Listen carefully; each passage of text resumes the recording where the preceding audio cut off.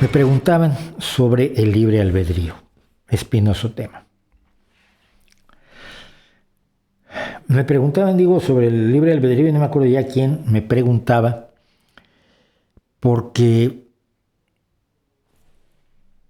primero que nada tenemos el problema de cómo lo definimos.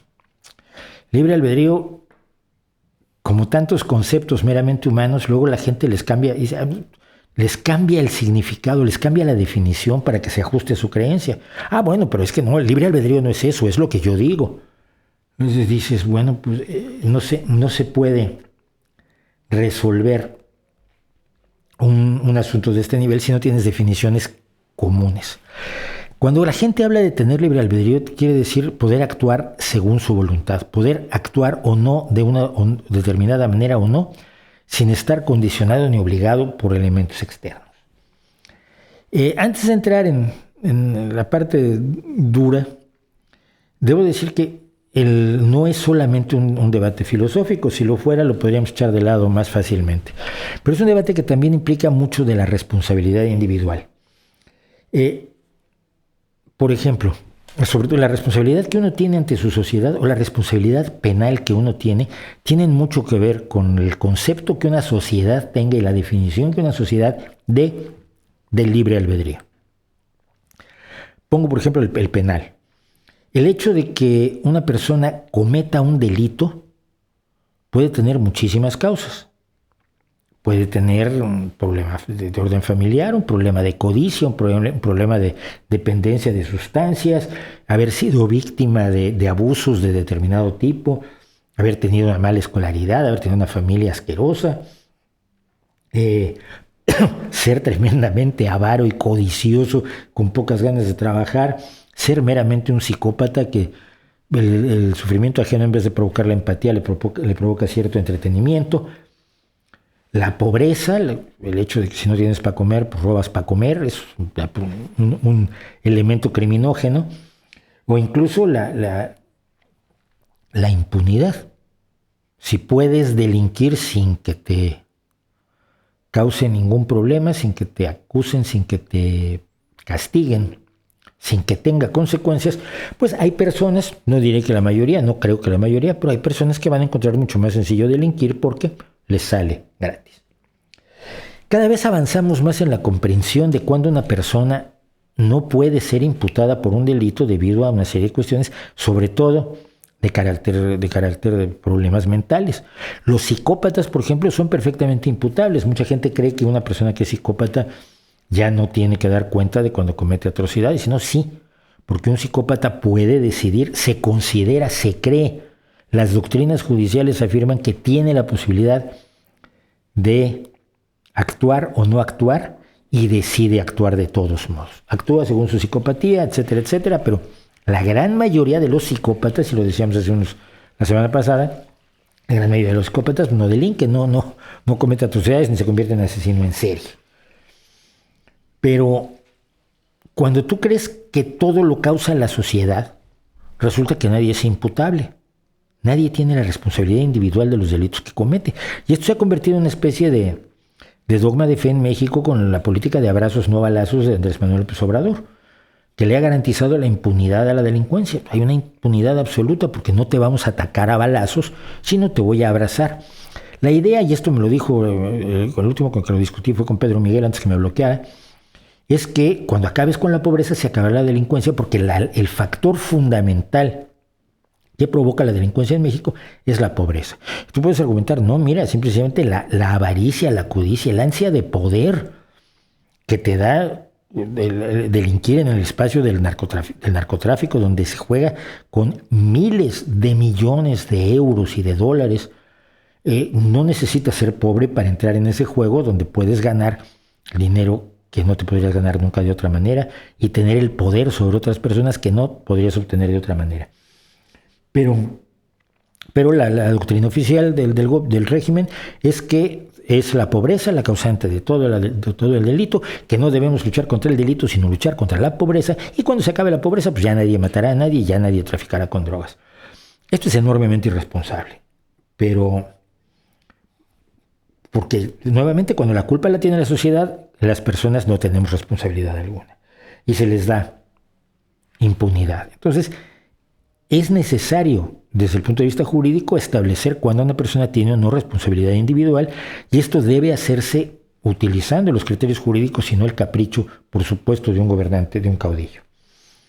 El libre albedrío también se ha utilizado como pretexto para que la deidad no intervenga. A raíz de los vídeos que hice sobre preguntas a los creyentes y un ateo responde, muchas personas me dijeron, bueno, pues que cuando los seres humanos cometen atrocidades, Dios no interviene porque Dios le dio al ser humano el libre albedrío. Entonces el libre albedrío le permite torturar y hacer sufrir a otros seres humanos que deberían tener libre albedrío de decir no quiero ser torturado, pero que se ven obligados violentamente a ser víctimas.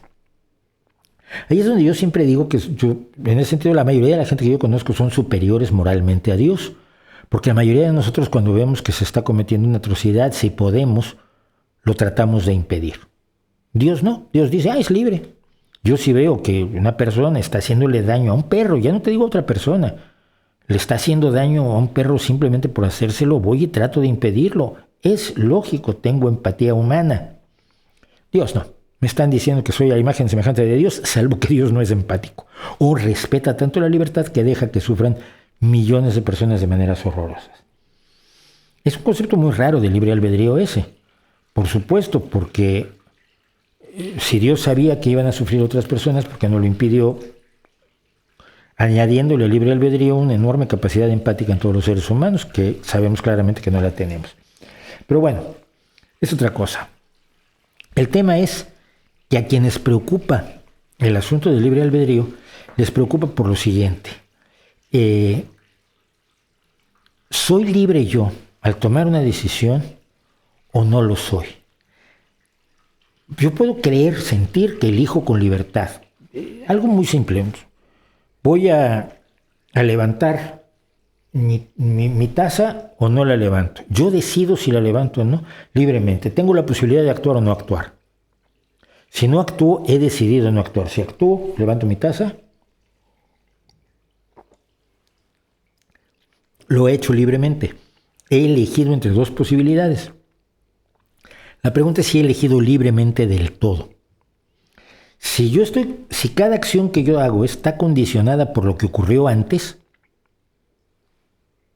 entonces no tengo libre albedrío. Es decir, el hecho de que tome la decisión que me parece voluntaria está condicionado por lo que pasó inmediatamente antes. Y eso está condicionado por lo que pasó inmediatamente antes. Y así sucesivamente hasta el infinito y el Big Bang. Quiere decir esto que yo en realidad no soy libre. La decisión que he tomado la he tomado condicionada por una serie de cosas que ni siquiera alcanzo a percibir.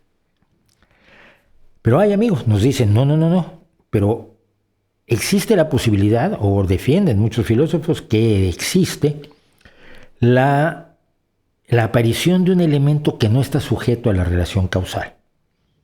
Es decir, que hay algo verdaderamente aleatorio o verdaderamente mágico que hace que yo pueda tomar una decisión sin estar condicionado por lo que ocurrió antes. Esto sería muy interesante si alguien lo pudiera demostrar. Hasta la fecha creo que nadie lo ha podido demostrar.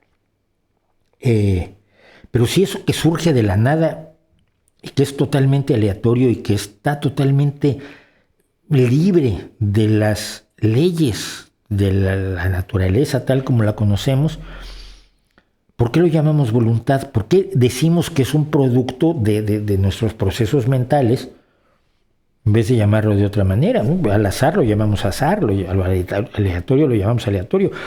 Creemos en la existencia de lo aleatorio y luego fingimos que no existe lo aleatorio y jugamos a la lotería. O a veces sabemos que vamos a perder dinero, pero compramos un poco de ilusión al comprar un cachito de lotería todas las semanas, que hay quien lo hace. ¿Qué tan grave? Y esto es lo que a mí me parece lo más importante del asunto. ¿Qué tan grave sería para usted descubrir que no tiene libre albedrío? Que todo lo que hace está condicionado por algo que ya ocurrió. Cuidado, si se siente triste por esto, usted ya está condicionado por ello, está condicionado para ser triste, para estar triste. Y si se da cuenta de que está condicionado para estar triste y entonces decide no estar triste, también está condicionado para decidir eso. Entonces, ¿qué significaría para usted el descubrimiento absolutamente certero de que no existe la libre voluntad, el libre albedrío, la capacidad de elegir entre actuar y no actuar o de actuar de distintas maneras? Ahora, para usted, ¿qué significaría? Yo creo que nada. Porque usted sentiría sed y decidiría beber y sentiría que tiene la libertad de beber. Que usted esté ejerciendo su voluntad. Todo lo que hiciera usted después de ese momento en que se le ha demostrado tajantemente que no existe libre albedrío, usted seguiría actuando como si lo tuviera. Su cerebro, sus mecanismos, su conducta, su forma de ver el mundo está condicionada para creer que usted actúa libremente. No creo que el ser humano pueda asumir que no está actuando libremente.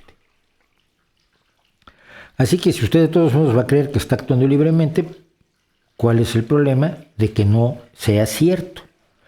No importa, pues, y esto es donde decía yo en el promo del streaming, es totalmente irrelevante. La pregunta ¿tengo o no libre albedrío? Da igual la respuesta, porque la respuesta no tienes libre albedrío, todo está condicionado, no te la vas a creer nunca. Y la respuesta sí tengo libre albedrío no te va a cambiar absolutamente nada, porque has actuado toda tu vida y vas a seguir actuando toda tu vida como si tuvieras libre albedrío. Porque la condicionalidad absoluta, el hecho de que todo esté predeterminado, que es lo más probable, creo yo, pero es una creencia mía. El estar totalmente predeterminado no cambia nada. Yo voy a seguir disfrutando igual beber cuando tengo sed y escuchar la risa de mi hijo cuando juega y el placer de la comida, el placer de la música, y voy a decidir qué canción voy a escuchar y lo voy a seguir haciendo con la misma actitud de libre albedrío por convencido que esté de que no la tengo. Es totalmente irrelevante, es una pregunta absolutamente vacía y su respuesta es absolutamente innecesaria. Creo que debe, por supuesto, explorarse de la manera más intensa posible.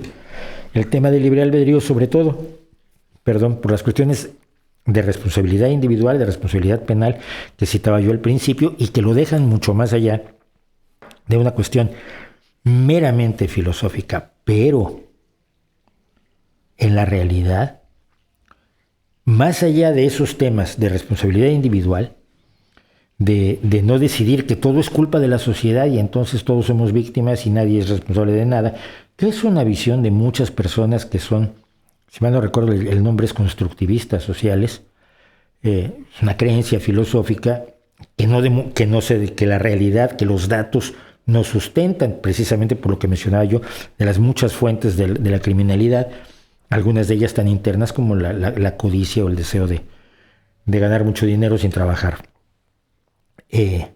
Pero fuera del tema, de temas de responsabilidad personal, donde a la gente se le puede reclamar que asuma la responsabilidad por lo que decidió,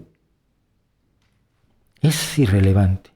Es de esas cuestiones bizantinas que ¿cuántos ángeles pueden danzar en la punta de una aguja? Pues si la respuesta es 10 o 538, es totalmente irrelevante.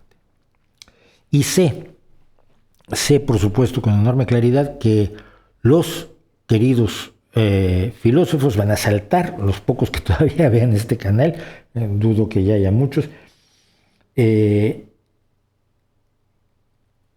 van a saltar y van a decir que yo estoy despreciando uno de los grandes debates filosóficos de toda la historia, porque son esos debates que no llevan a ningún lado y cuya solución no implica ningún cambio para los seres humanos que conozcan la solución. No es como la resolución de los problemas éticos que la filosofía tampoco ha resuelto, que tenemos que resolver muchas veces también en lo jurídico y en lo social y acudiendo a las experiencias humanas reales. Pero yo siento que la gran pregunta, ¿tenemos o no libre albedrío? No tiene la menor importancia. Actuamos, vivimos, sentimos, disfrutamos, lloramos como si lo tuviéramos. Y eso debería ser suficiente.